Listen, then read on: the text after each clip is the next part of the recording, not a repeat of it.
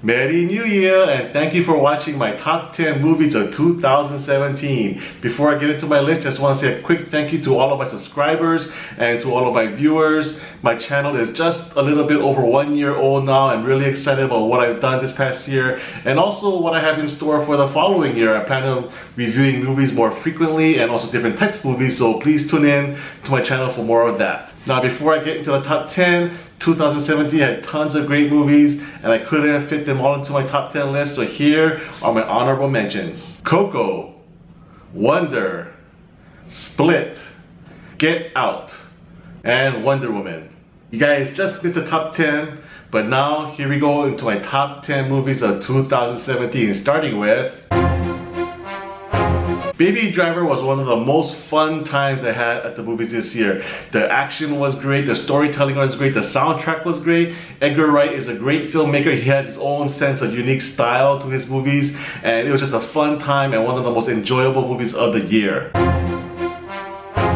Why doesn't Hollywood make romantic comedies anymore? No, seriously, what happened to the age of Pretty Woman, You Got Mail, and While You Were Sleeping? I missed that genre, honestly, and I was really happy to see The Big Sick coming to theaters in 2017. Now, it's not in my list just because it's a rom-com. It's actually a really well-made film. It's got great writing, excellent acting. It's based on a true story, which is also amazing. And it was just a refreshing time at the movies, and I wish this means that more romantic comedies come out in the future.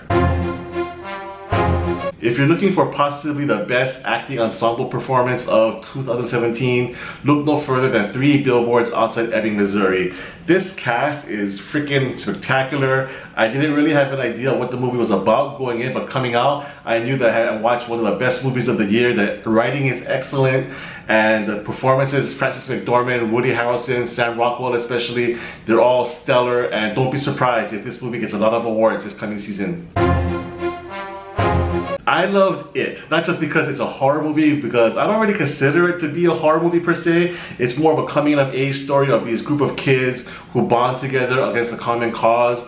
And I know there's gonna be a sequel to it. It was a huge blockbuster, and what I'm afraid of is that when they make the sequel, it's gonna be about the adults instead of the kids, and that it will lose its magic. I'm hoping not, but in the meantime, It is definitely one of my favorite films of the year. Now, I caught Wind River later in the year, but it reinforced my love for Taylor Sheridan. He's already written great scripts for Sicario and Hell or High Water, both which finished in my top 10 of their respective years. And Wind River is his directorial debut and features great performances from Jeremy Renner and Elizabeth Olsen, who was very surprising in this movie. She was able to show a lot of range, which I haven't really seen from her before, and the storytelling was just mesmerizing. The scenery of the desolate Wyoming, mountains, it just blew me away. And if you haven't seen this film, and a lot of you haven't, I definitely recommend go checking it out. Alright, now we're entering the top 5, and at number 5 we have Brawl and Cell Block 99.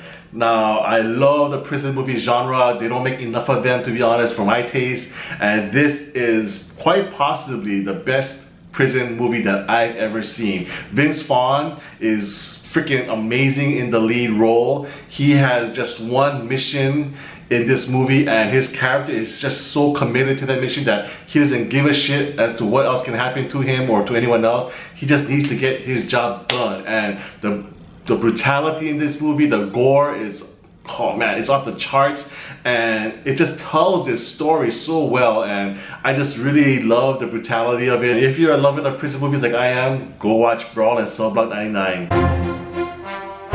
Alright, here we go. Star Wars The Last Jedi, probably the most divisive movie of the year, and you know what?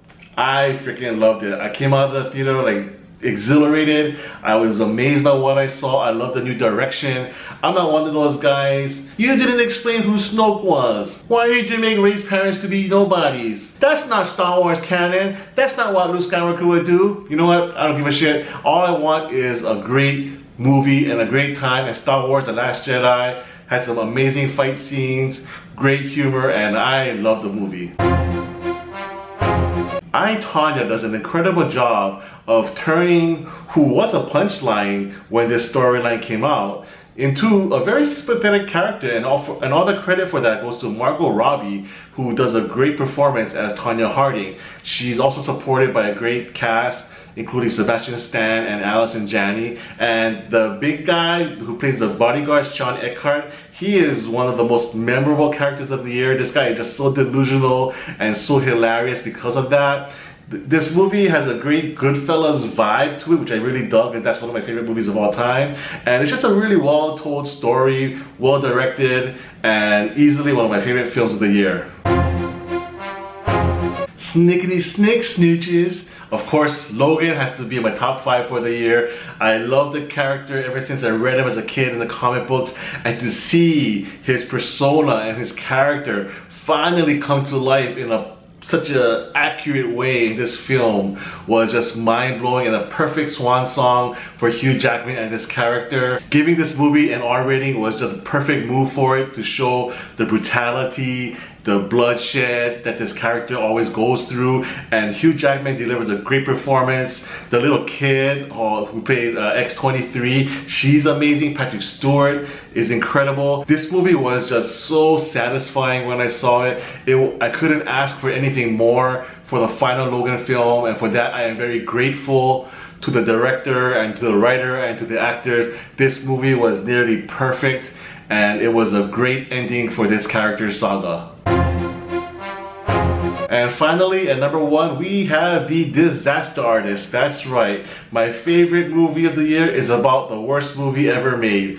Very similar to I, Tonya, The Disaster Artist takes a very infamous character, a punchline if you will, and turns them into a sympathetic character you can actually root for and cheer for. It's written, directed, and starring James Franco, who brings another brilliant performance as Tommy Wiseau. And I just loved the story that this movie told. I mean, why do we go to the movies? We go to the movies to be told stories, and the story that this told was just so heartwarming. The story of this actor who cherishes his friendship with his best friend so much that he'll finance and write and direct the movie just so that they can work together and see their dreams come true. And that was beautiful to me.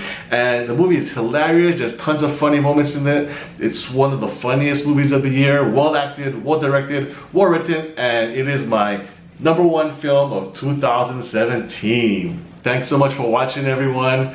Like I mentioned before, I'm adding new things to my channel this year, so keep an eye out for that. And if you haven't done so already, please subscribe to my channel, MC on Film. And also let me know your thoughts on the films of 2017 and what was your favorite movie. So leave a comment below and let's talk story. Thanks.